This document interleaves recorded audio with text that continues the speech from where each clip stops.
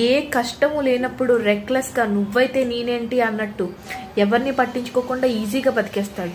అదే కష్టం వచ్చినప్పుడు పక్కన ఓదార్చడానికి ఒకరు కావాల్సి వస్తుంది.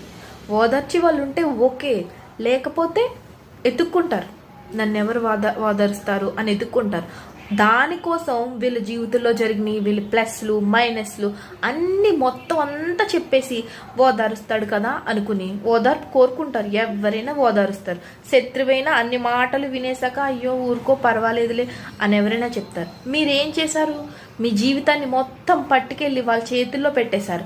వాళ్ళు ఇలా గుప్పెట్టుతో మూసి గట్టిగా నొక్కుతారో కాలు కిందేసి నలుపుతారో ఎవరికీ తెలియదు.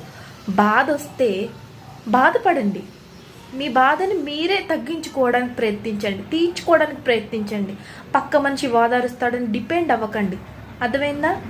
బాగానే ఓదారుస్తారు, కానీ మీ రహస్యాలన్నీ తెలుసుకుని ఓదారుస్తారు. అది